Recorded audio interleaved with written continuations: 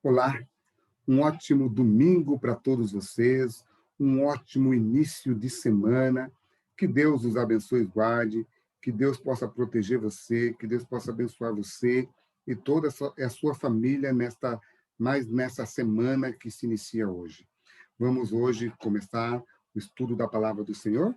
Abra a sua Bíblia no capítulo 40 do livro do profeta Ezequiel e também convido você a compartilhar essa mensagem nas suas redes sociais. Queridos, hoje nós vamos começar aqui uma nova etapa do livro do profeta Ezequiel, a última etapa que vai falar aqui da reconstrução do templo e também do retorno da glória do Senhor. Curva a sua fronte onde você está e vamos falar com Deus. Pai, mais uma semana se inicia hoje domingo, primeiro dia da semana. Nós queremos começar essa semana junto com o poder do Espírito Santo, estudando a tua palavra, mas queremos compreendê-la e queremos colocar em prática. Querido Deus, nós clamamos agora pelo poder do Espírito Santo para que possamos compreender a tua vontade e assim colocarmos em prática. Fica conosco, abençoe, Senhor Deus, cada filho, cada filha tua que está nesse momento com a tua palavra aberta, Senhor Deus, que todos nós possamos ser abençoados por ti. Fica conosco, abençoe cada um de nós, é o que eu te suplico em nome de Jesus. Amém. Queridos, o título da mensagem que nós vamos estudar hoje é A Visão do Templo. Vocês sabem que no ano 605 a.C., foi a primeira data ali da invasão, o primeiro ano da invasão de Nabucodonosor contra a cidade de Jerusalém.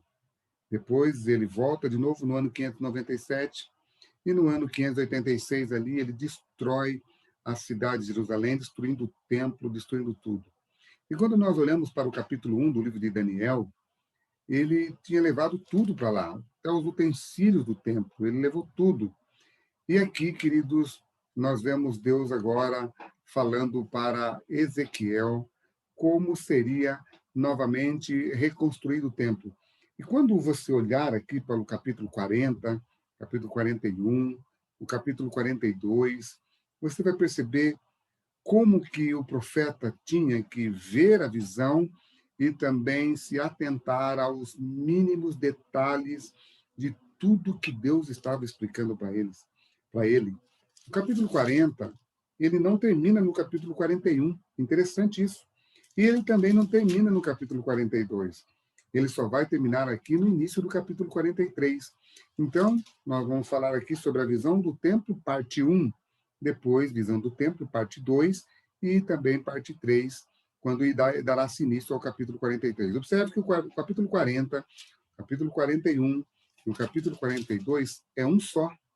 E no capítulo 43, é aqui Deus falando que termina aqui, então, a construção do templo e o que vai acontecer? A glória de Deus retorna.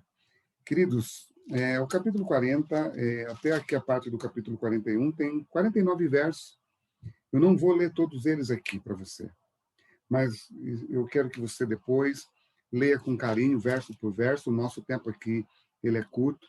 Quero que você leia verso por verso e preste atenção nos mínimos detalhes que Deus explica para o profeta, e ele tem que, obviamente, escrever todos os detalhes que Deus diz a ele, para que tudo pudesse sair conforme a vontade de Deus. E, acima de tudo, o ano aqui que aparece no capítulo 40, que Deus dá visão para o profeta, provavelmente aqui é o ano 573 antes de Cristo. E esse ano, o ano 573, foi o momento que Deus deu a visão para ele, no ano 573, no dia 28 de outubro. E você sabe que o povo de Israel tinha datas bem específicas, principalmente a data da Páscoa, que comemorava o início do novo ano, que comemorava também a saída do povo do Egito. E aqui a gente vê aqui Deus dando mais uma data para ele, a data em que o templo seria reconstruído. Por que Deus faz tudo isso, queridos?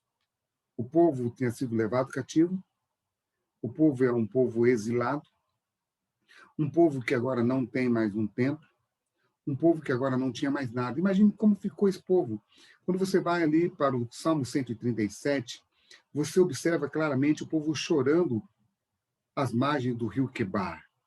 E é um choro de lamentação, porque para eles não havia esperança. Por quê? Um povo sem terra, um povo sem Deus, um povo sem templo, era uma nação dizimada, uma nação que não teria mais esperança nenhuma.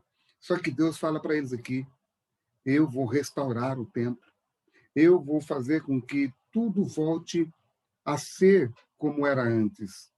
Mas para ser como era antes, a glória que entrou no templo, quando Salomão ele dedica o templo a Deus, ali em 2 Crônicas, no capítulo 5, 6, 7, quando ele está dedicando ali, entra uma fumaça dentro do templo, como significando a presença de Deus ali. Tanto é que o sacerdote que estava lá dentro, ele não conseguiu continuar lá dentro. Mas quando nós vamos para o livro de Joel, capítulo 2, Joel fala que a glória desse templo seria muito maior do que a glória do primeiro templo. E quando nós observamos o templo de Israel, ele foi destruído não uma vez, nem duas vezes, ele foi destruído três vezes. Três vezes. Primeira, segunda, e depois ele é destruído de novo. Ele é destruído para sempre ali no livro, ali no ano 70, quando Tito Vespasiano ele vem e destrói o templo. Por que eu estou dizendo tudo isso para vocês, queridos? Porque você e eu, nós precisamos saber que o verdadeiro templo de Deus agora é você. Ele agora diz que você é o templo do Espírito Santo. Ele destruiu aquele templo porque o povo estava tão agarrado ao símbolo do templo que esqueceram do Senhor do templo. E Deus, então, precisou destruir, mas aqui ele vai reconstruir o templo porque precisava cumprir a profecia a profecia de Jesus entrando no templo. E ele entra no templo, ele vai lá no pátio do templo, ele expulsa ali os cambistas. Jesus vai ali como Senhor, como autoridade, como Deus do templo, fazendo o que ele fez ali quando você vai no livro de João, capítulo 2. Queridos, hoje, Jesus diz que você é o templo do Espírito Santo. Você tem que estar preparado para que Deus possa renovar você. As medidas que Deus dá aqui para Ezequiel representa só uma coisa. Aqui são medidas de um templo real que foi construído ou foi reconstruído. Um templo que estava jogado às cinzas por causa da destruição de Nabucodonosor. Talvez hoje eu esteja falando para alguém que também se sente como um templo jogado às cinzas. Talvez você olhe para você e fala: poxa vida, não há como me restaurar. Quando você olha para você, não tem como se salvar. Mas quando você olha para Jesus, não tem como se perder. Então, querido, deixa eu falar uma coisa para você. Hoje, Deus quer fazer de você o templo do Espírito Santo, porque é isso que ele fala para João, aliás, para Paulo. Paulo usando ali, aliás, o poder do Espírito Santo usando Paulo. Deus fala: Paulo, fala para o meu povo que eles são o templo do Espírito, o templo do Deus vivo. Hoje, Deus quer habitar nele, mas para isso eles precisam cumprir a vontade de Deus. Há requisitos para a restauração, e esses requisitos para a restauração está na Bíblia. E a Bíblia dá para mim, para você, todas as medidas, tudo que Deus espera para te restaurar, para fazer você uma nova criatura. Observe que aqui tem detalhes da reconstrução do templo. A Bíblia toda tem detalhes do que Deus espera de você, para que Ele possa habitar em você. Deixe Deus hoje habitar em você, deixe Deus fazer de você morada do Espírito Santo. Porque, como diz aqui no livro de 1 Coríntios, que eu quero ler para vocês, antes de nós encerrarmos o estudo de hoje, Paulo vai dizer isso aqui no capítulo 6, no versículo 19, desculpa, do livro de 1 Coríntios, ele diz assim: acaso não sabeis que o vosso corpo é santuário do Espírito Santo, que está em vós, o qual tendes da parte de Deus, e que não sois de vós mesmo, porque fostes comprado por preço.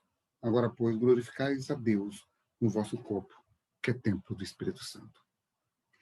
Do mesmo jeito que Deus deu para Ezequiel todas as medidas para que ele pudesse se atentar aos mínimos detalhes para a reconstrução do templo. Ali era algo físico, ali talvez era algo literal. A glória de Deus tinha que entrar de novo ali pela presença de Jesus Cristo. Hoje, Jesus Cristo também quer entrar dentro de você. Hoje, Jesus quer morar em você, porque ele quer fazer de você o templo do Espírito Santo. Mas dentro da Bíblia, há a vontade de Deus para que isso possa acontecer. Se atente a essa vontade de Deus e não se atente a que homens falam, para que o Espírito Santo realmente possa habitar em você e fazer de você morada de Deus. Deixe Deus hoje habitar em você, mas cumpra a vontade de Deus para que isso possa acontecer. Que Deus te abençoe e te guarde, e que Ele possa fazer morada em você para sempre. E que Deus te abençoe e te dê uma ótima semana. Amém.